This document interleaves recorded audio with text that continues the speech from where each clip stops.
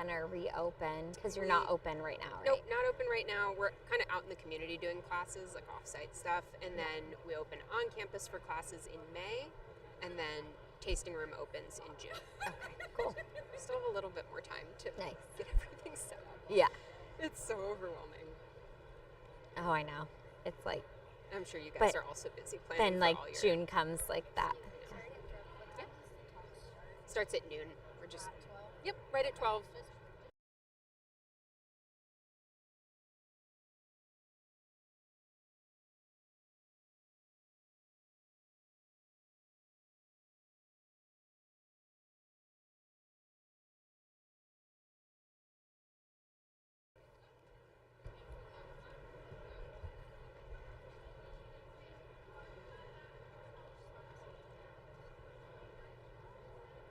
All right. Hi, everybody. Can you hear me okay?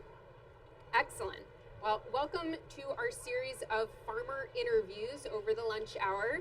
My name is Sarah Gross. I'm the executive director of a nonprofit organization in Wiscasset called Maine Food and Beverage Education Center. And we function sort of like a visitor center for Maine food and drink. It's a place where people can come, meet farmers and producers, taste their products, take classes from them, really just immerse themselves in Maine food systems. Over the next 3 days, from noon to 1, we're going to be hosting a series of farmer interviews that focus in on specifically producers that we have worked with in some capacity over the past 4 years. And it's going to be a lot of fun. We're really excited to learn from them, hear the stories of their businesses, and hear some of their insights specifically about agritourism, education, and product innovation. So I think we're just going to go ahead and get started. Our first interviewee today is Audrey Rackley from Fairwinds Farm. We're very excited to feature Fairwinds Farm in this series. They're located in Bodenham, Maine, and they're really becoming this like major player in agritourism. At least that's how I see it. They offer everything from U-Pick to seasonal family-friendly events to a very well-stocked farm stand over in Topsum, and they grow a really impressive variety of crops, things like pumpkins and dried beans is my favorite category, and they've found some very creative ways to connect with their community. So we've got Audrey with us today.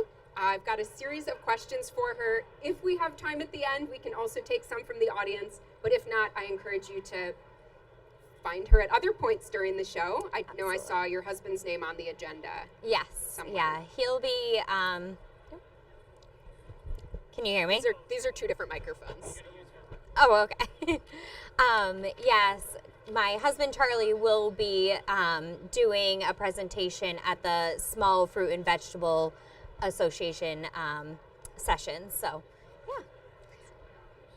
The picture is not our farm. Oh, there we go. Which one? Oh, they switched it just as I said it. Okay. Okay. Now that the troubleshooting is done, let's start. Audrey, would you mind giving us an overview of Fairwinds Farm, just like a very quick history? Tell us about some of the things that you offer, and if you could also tell us specifically about some of the events that you've been running. I know those are of particular interest. Absolutely. Well, first, thank you so much for having me here today. So our farm started about 20 years ago. Actually, this year will be 20 years. My mother-in-law and stepfather-in-law started the farm, and my husband joined the farm about 5 years ago. And then a year ago, he asked me to leave my very comfortable corporate job that provided health insurance and all that good stuff to join the family farm full time. So I made the leap, and we have 2 small kids, and it's great to have them around the farm more. They do go to daycare during the day, but they're able to be around the farm more with me being on the farm as well. And my father-in-law, he has Parkinson's disease, which has escalated over the last 2 years pretty aggressively. So he and my mother-in-law have really stepped back from the farm, which has really kind of fast-tracked Charlie and I taking over the farm. So, you know, we're just trying to do everything we can to continue their legacy that they've built. As Sarah mentioned, we do have U-Pick strawberries is our most popular thing we're known for. We also do U-Pick blueberries, raspberries. We have pumpkins, and we did open kind of a U-Pick pumpkin patch this year, which went really well. We did a self-serve for that, so we want to kind of do a little bit more with that this coming year. We have dry beans, which we're really well known for because not a lot of farms do that, and we have a wide variety of them.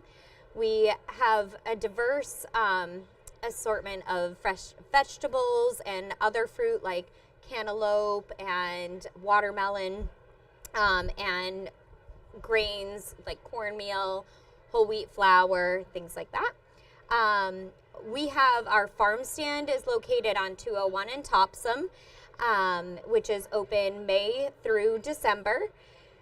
We have 6 markets that we do, farmers markets that we do during the season, which keep us very busy. And then 2 markets in the winter season.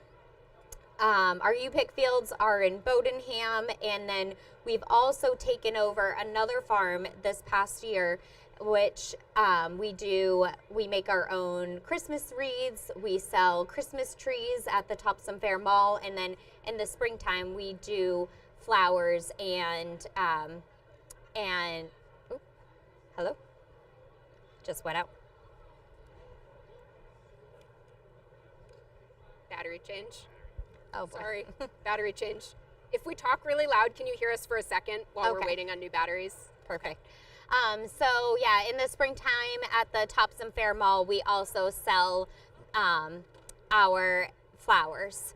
So we do hanging baskets, single potted plants, and anything to make your home garden look beautiful. As far as our events that we've done throughout the year, it was really great partnering with the Maine Food and Beverage Center on a dried beans event, which we provided the history of dried beans in Maine and different taste and texture of different types of beans. It's like wine tasting, but for beans. Yeah. We set out like a whole variety of different beans, talked about them, what their flavors are like, what their history is like, and then Audrey and her husband were there to really talk about the experience of farming them and choosing the varieties. Yes. And we also do Maine Maple Weekend, which this past year we were hit with a huge snowstorm. I think it was March 24th, and lots of ice with that too. So we were not able to open that Saturday. We did open Sunday, which was a great success, and then we ended up doing Maine Maple Monday in place of the Saturday, which helped out a lot with losing that Saturday. We did a fall festival, which we did a pumpkin trebuchet launching. We did, kids could paint or carve their pumpkins. We had a bounce house, face painting. We had, actually the biggest hit was this kiddie pools filled with corn kernels that the kids could dig in or just dive into. And so yeah, those are some of the public events that we've done on top of our regular U-Pick and things like that. So wow. You have a lot going on at Fairwinds Farm. I cannot believe that you're able to manage all of the different crops that you talked about and that very robust sort of series of events. So really what I wanted to talk to you about today is all of these events, but also the U-Pick, all of the things that make up agritourism. For anybody that's not super familiar with that term, the way I would define it in the context of this discussion is agritourism is when a farm or another food production facility is offering activities that invite the public in. It's not just growing crops and going out and selling them. It's doing something that invites the public to come in and experience for themselves what it's like. So Fairwinds Farm doing a lot with agritourism. What inspired you to incorporate agritourism so heavily into your business model? Basically, the biggest thing is my background is in hospitality and event planning. That's what I was doing before I made the leap. And so I wanted to continue doing the things that I love about hospitality, but for me, it's about, and for all of us at Fairwinds Farm, it's about the community connections, really like you said, welcoming people in and just providing people with a good time and good memories. And of course, you know, there is an increase in visibility for your farm, and it's a way to market your farm without specifically selling them a bag of popcorn or a bag of carrots. It's a way to market your farm, but also making those community connections. So, Excellent. What factors did you consider when trying to decide which types of agritourism activities to incorporate? And you were incorporating a lot of different types. we do. How did those decisions happen? So one thing I think of when we decide what we're going to plan is we have a 5-year-old and a 2.5-year-old. So what would they enjoy when we go to different events, wherever? You know, we kind of make a mental note of things that they're loving doing and try to bring that back with us. We also think about the customer cost. What would we be comfortable paying when we attend events? Because we don't want it to be something outrageously expensive for a family to go to. You know, we don't just think about, okay, we want to charge $10 a person to come to the fall festival, because if you have a family of 4, a family of 6, that's $40 or $60 that you're spending right off the bat, and you haven't purchased something, you know. So we did, I think it was $5 a person, because I wanted it to be extremely affordable for families to go to. Spatial constraints and logistics. So we ended up having to move the location of our fall festival, and it ended up working out better in the spot that we did it at, because there was plenty of space for parking, and the layout of the land flowed really nicely with the plans that we had in our minds for the festival. And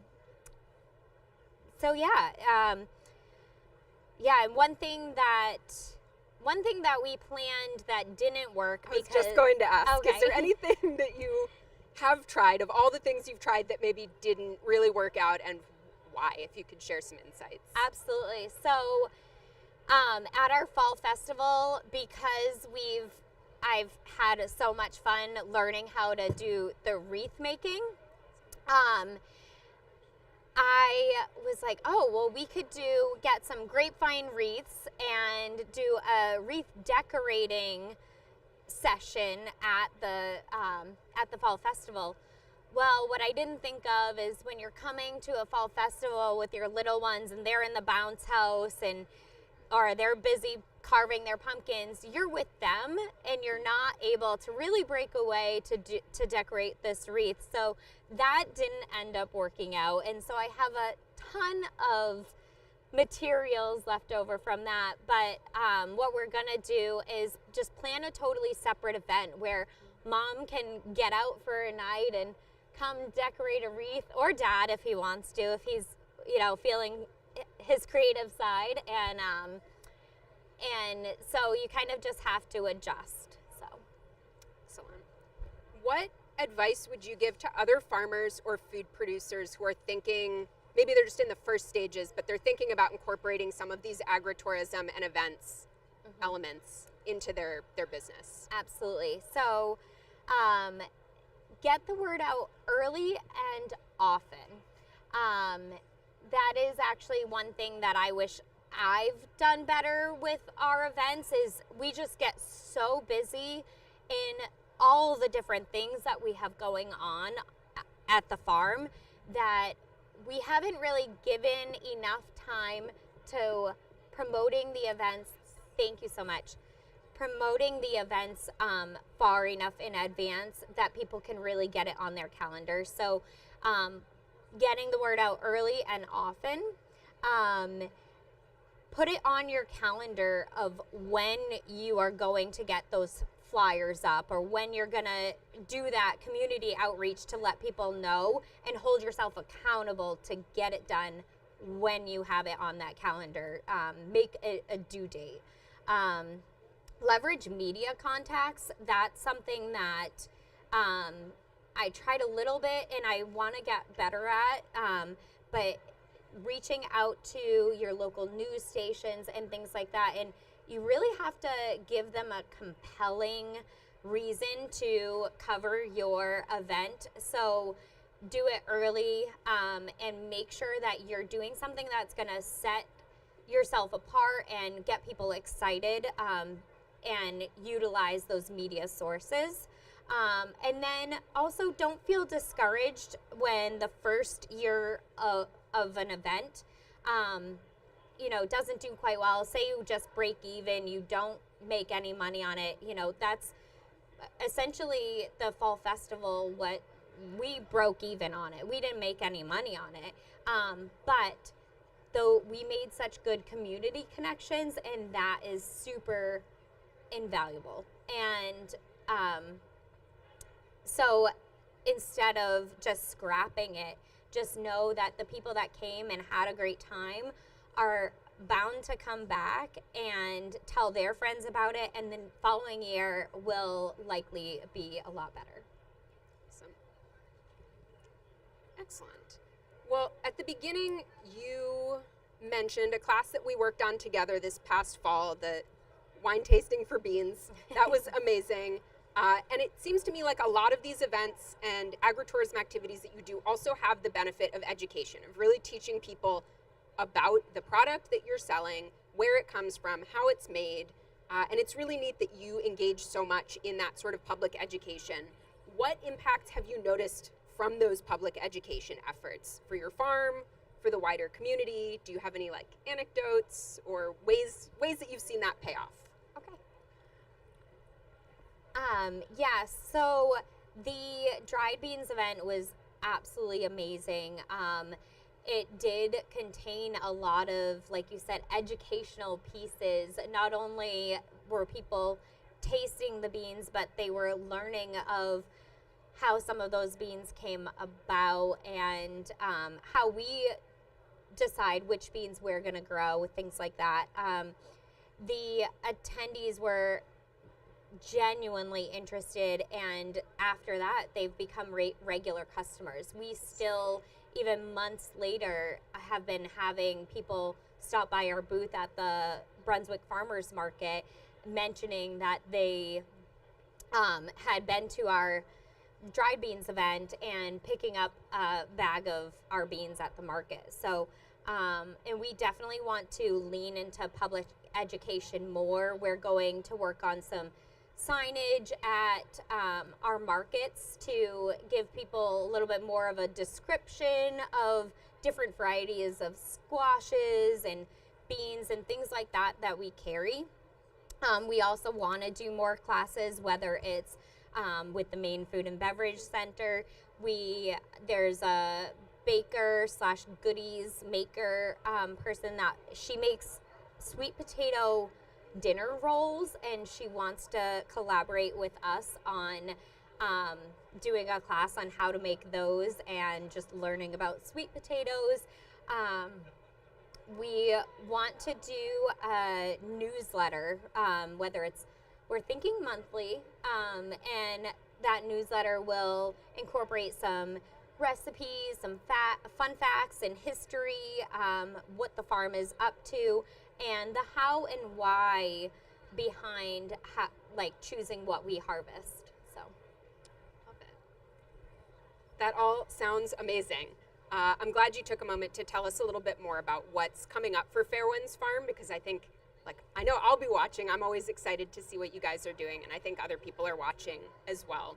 So is there anything else that you want to tell us about Fairwinds Farm, things that you have coming up, things you're excited about? Okay, I'll give you a chance to do that, and then if anyone has a couple quick questions for Audrey, we can do that as well. Perfect, thank you. So one thing we've been talking about the last couple of years, especially because blueberry season tends to be such a long season that it doesn't give people the sense of urgency and excitement to come out. Like, strawberry season is 3 weeks long. So you have to get out there and get those strawberries because it's such a small window. So blueberry season tends to last quite a while. And so we want to come up with different ways to get people out a little bit more during blueberry season. And so we want to do a blues festival. We want to hire a blues band and do some different things with blueberries and have people come out and pick blueberries and enjoy the blues music. We also want to do more food trucks throughout all of the UPIC seasons. And then, of course, continue with our Maine Maple Weekend, our Fall Festival, and just try to think of some other events throughout the year. Very exciting. All right. Does anybody have any questions for Audrey? It's okay if you don't. All right. Oh, we got one. The question was, how many acres is the farm? We have over 100 acres.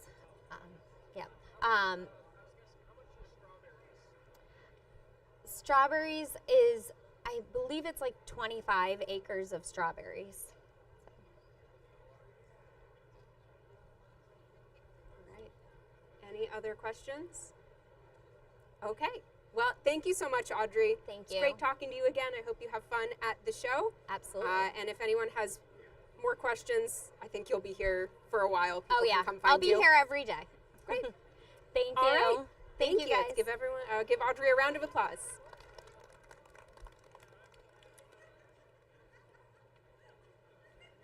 Thank you, Sarah. Yeah, of course. Thank you.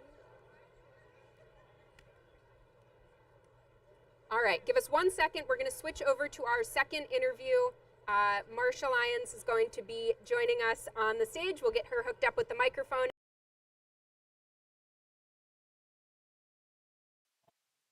It's lost everything.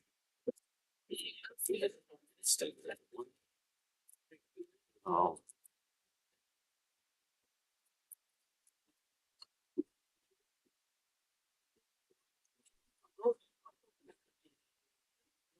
Power second. Yeah. Okay.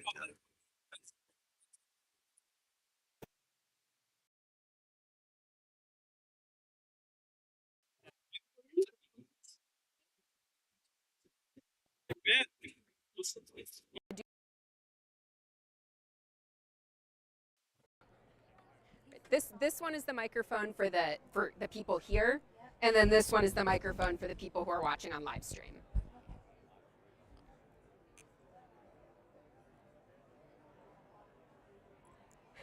He's the talker. Okay. Excellent. Excellent, excellent. Do you all have any questions before we get started? You've got some notes? Okay. Excellent. All right. Welcome back.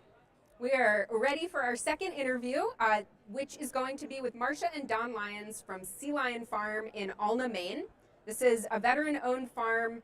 They're pretty well known in the Alna area for a very impressive variety of crops. A lot of it they sell directly to restaurants and wholesale accounts, but they're also very active with the Wiscasset Farmers Market.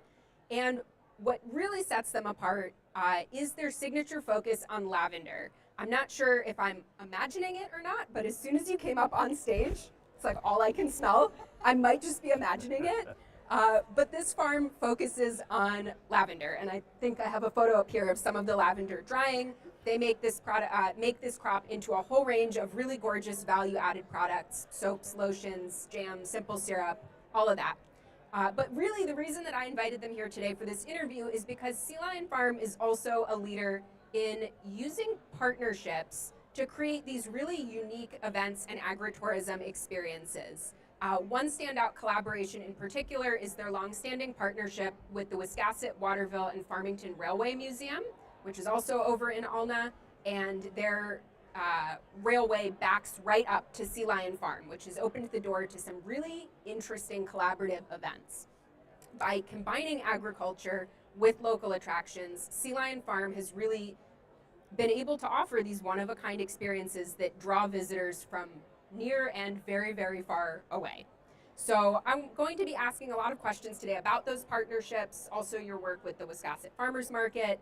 And again, at the end, if you guys think of any questions, we'll have a little bit of time for that. So welcome, Marcia and Don. Thank you for being here. And Thank you for inviting us. I'm just going to jump right in. So I mentioned you're known for your diversified food crops, you're known for lavender products and agritourism events. Can you start off by just giving us a brief overview of the farm from your perspective, now that they've heard about it from my perspective? Tell us about the farm and what makes it unique. You know what I add? So, Hold it a little closer. what makes it unique? I think what really makes it unique is Hold the our microphone a little diversity. closer. We have, like Sarah said, lavender is our main product, but we also do pumpkins, honey, berries, vegetables, and we supply a whole slew of wholesale Hold accounts. it really close to your face. Sorry. Sorry. So I think it's our diversity really that makes us special, and then having the railroad helps a lot. But when we first started, I might be getting into some of the other questions if No, I tell us keep about the history. talking. Tell us about the history of the farm. So when we first started, we started in 2017. We moved up here after retiring from the military, and the farm we bought was a clean slate. We had no idea the train was there. We bought the farm and just started, doing test farming. And then we said, well, let's do a pick your own pumpkin patch. And the pick your own pumpkin patch exploded. I mean, it just took off. So then the railroad came to us. After being successful on our own, railroad came to us and said, how about if we bring you 30 or 40 people and you can just haul them up through the woods and bring them up here and they can pick their own pumpkins and then we'll haul them back. And that's where it all started. And since then we've added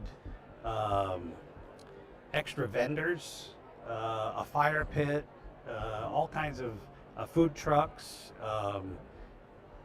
We just try to think of what people will want to do and what people need while they're there. And obviously food works really well. So that's kind of how it evolved into something really special, I had something else I was going to focus on, but I forgot what it was. So let's go to the next one. Yes, and then whatever you were thinking of may come it'll back come up. back. So I actually didn't know that your partnership with Wiscasset WWNF Railway sort of came about by accident, at least from your perspective. And for those, has anyone here been to one of these events at Sea Lion Farm with the train? Couple people? These are like really amazing events. You start out at the train museum. They put you on a historic narrow gauge railway train. Coal-fired. And you ride the train through the woods. It's absolutely gorgeous. And you end up at this stop. You get off and something takes you up to the farm. It could be Horses. A horse-drawn carriage or something like that. And then once you're at the farm, there's vendors, there's fire pits, there's drinks for sale, food trucks. It's really something special, something unique, and you offer these events all year round. Around the calendar. But Yep. like I said, it was very surprising to me that this came about by accident, because the whole time I've known you, these experiences seem really central to what you do and very intentional. Would you say that these efforts have been impactful for your business, impactful for your agritourism experience or efforts? Yeah.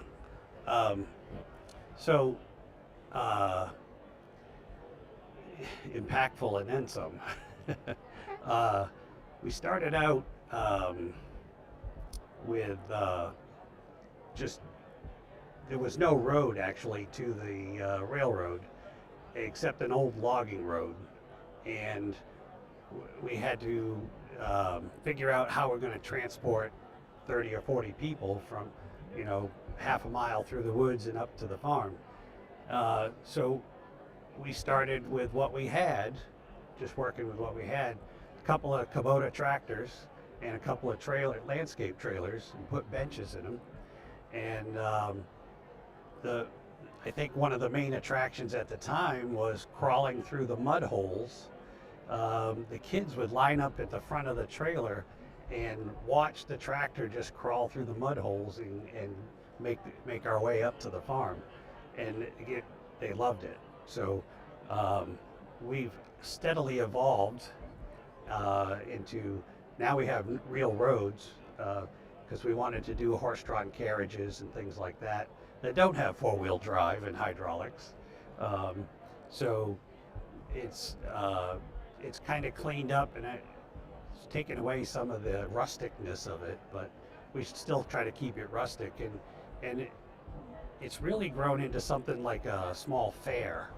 It's like a small town fair, and we try to keep it that way, so there's something for people to do every minute they're there, whether it's sit down and play a game of checkers or tic-tac-toe or something.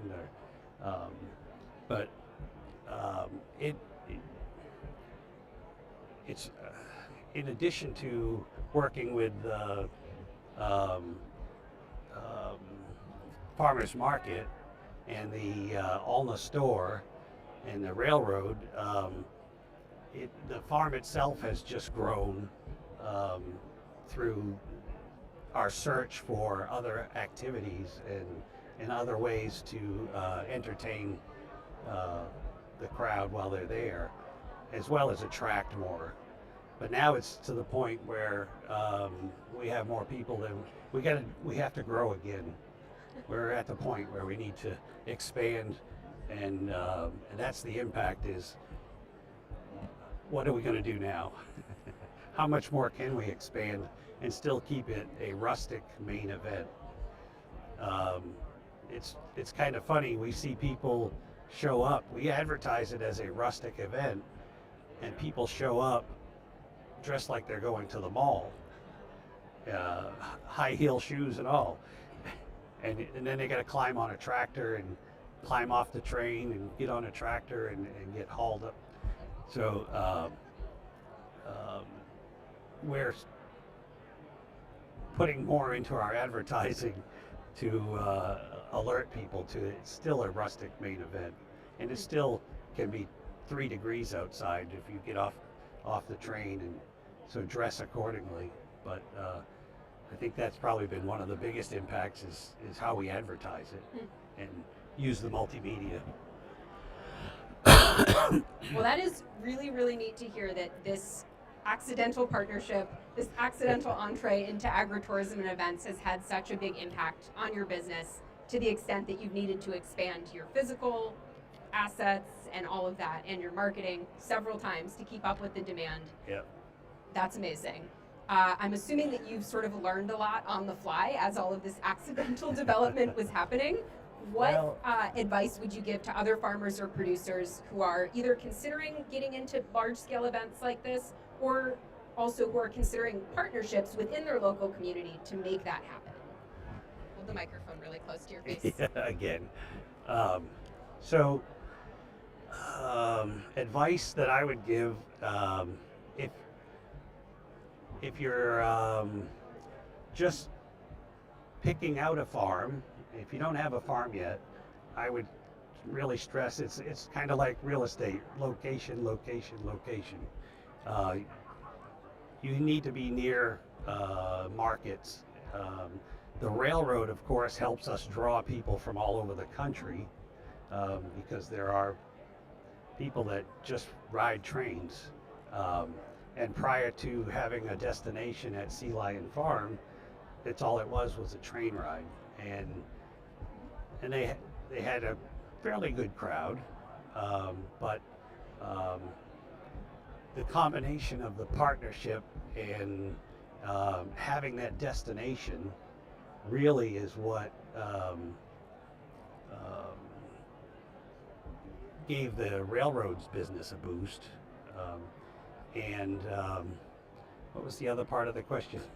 I could Just talk. what advice would you give? Oh, to other what producers? other advice? Yeah. I would say a lot of brainstorming and looking for other partners around your farm. Then things that you can tie in that are already there, local. We have the Alma store, we have other people that have horse-drawn carriages. We've managed to negotiate and come to terms with how we could employ everybody local, and what other products that are produced local that we could market to our attendees. So I think that's the biggest advice: is just brainstorm a lot, and don't be afraid to ask for help from other farmers. I think that's what I would do. Oh, she does the advertising. I do the advertising. We also do a meeting after all the events, and we figure out what worked, what didn't work, Yeah, that's true. what we need to improve on, and then we set budgets aside. We just added a pavilion so people can get out from, get under cover. But the biggest thing that we have to do it while it's still fresh too, to make sure we fix anything that didn't work, and we strive to fix what didn't work, and what did work, and move forward. Nice. That is always smart to have a debrief session at the end, continuous improvement, all Lessons of that kind of learned. stuff. Lessons learned. Absolutely. So I know you've mentioned a couple times that these events really hinge on bringing in partners, and that actually, the person at WWF Railway Museum who works on a lot of these partnerships, his name is Steve, and he gave me a piece of advice once that is exactly what you're saying, and it's stuck in my head ever since. His advice was, if you're creating events that are going to draw people, you have to give them two unique things that they'll never find anywhere else in combination. So it's maybe not enough to just have a train or to just have lavender fields. If you can package together two things that are a unique combination, you'll get people coming back time and time again. That was great advice. It has stuck with me ever since. I think about it all the time. So yes, shout out to Steve for his insight. But what I wanted to ask you is about your focus on tying in other local businesses. So you've mentioned quite a few, maple syrup producers and the Alma store and things like that. Have you gotten any feedback from the different partners that you've tied into these events as to what is the impact of this sort of community building that you're doing? How do the other producers feel about these efforts? You deal with the vendors. I deal with the producers, so the vendors find that it takes their business to the next level. Now they have another avenue for sales. Keep your microphone. And so it's also a big marketing piece. And one day they'll have 400 people come back by their booth. So that draws, maybe if you take 20%, you get 40, 50 people that will buy online or come out actually to their farm or to their farm stand and purchase. And they find that invaluable. I think that's the biggest asset. And also the community likes it too, because now all their friends are making, it's not just about us, it's about the whole community. And we have to work together to succeed, because we won't succeed by ourselves. We have to partner together.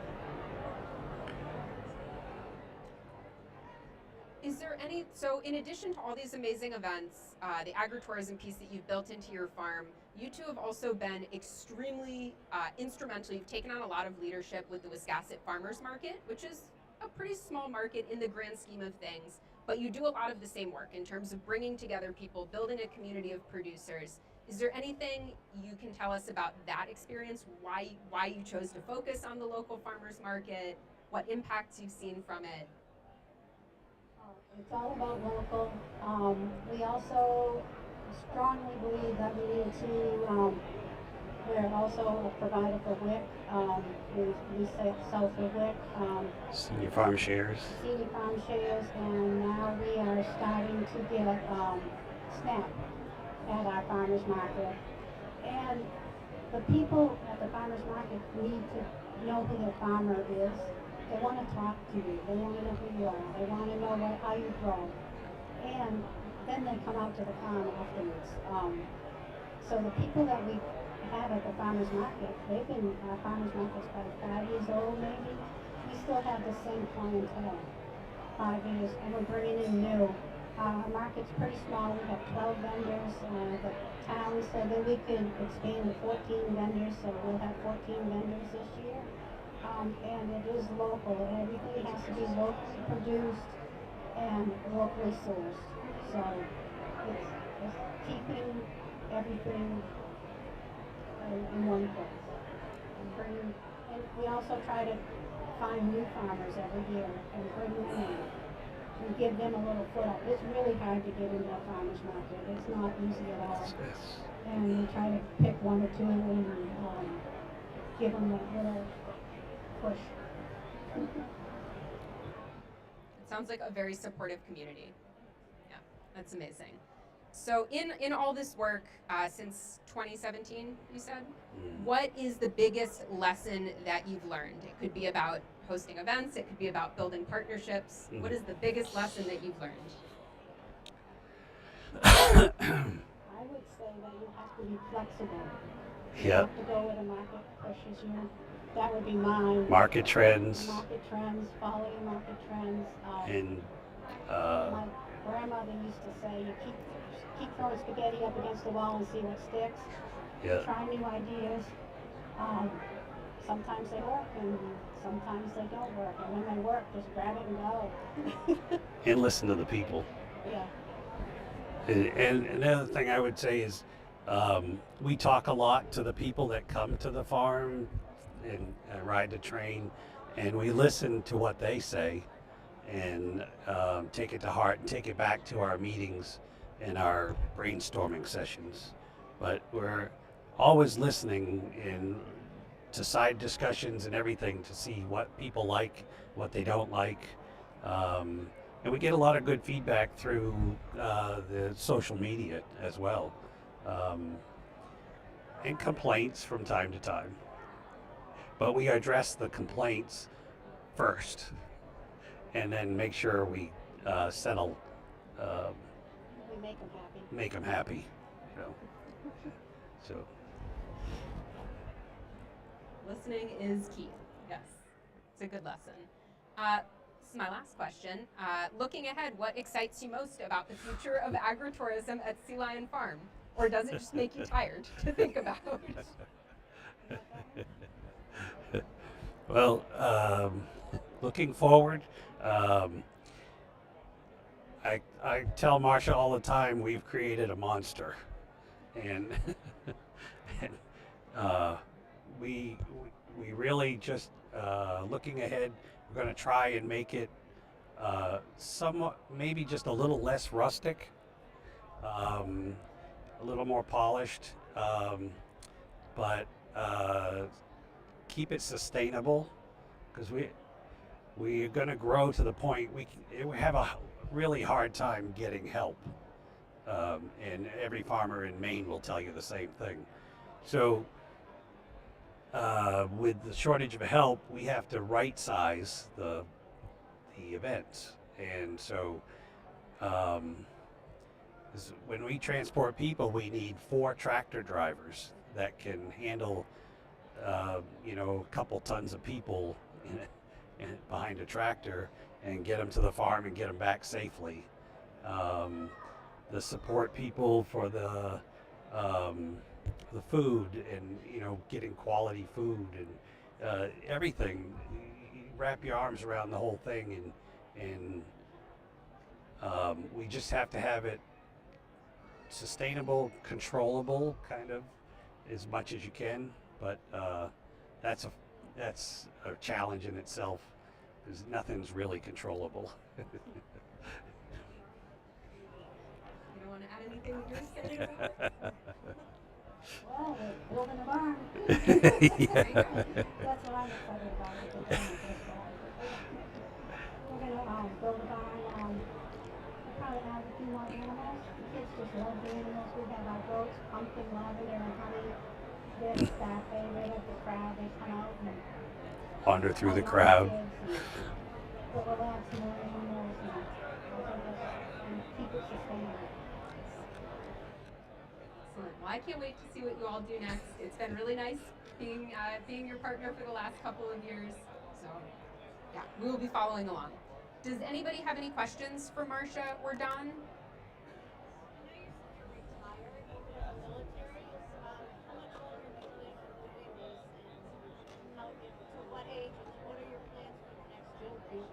All right. The question was. Doing it I know forever. you said you're retired from the military. Yeah. How much longer do you plan to be doing this farming? To what age? And then what are your plans after? So I retired. I retired from the military, but I also still have a day job, which most farmers in Maine also have. Somebody works off the farm. I'm hoping to retire from that here shortly in the next when we build the barn. And then we plan to do it as long as we can. Oh yeah, we have 2 sons and 3 grandsons, so we're building this business for them. Very good question. You know, that's something a lot of farmers are thinking about. Yeah. I don't know the area that you live in, and I live in Washington County, so it's a pretty rural area.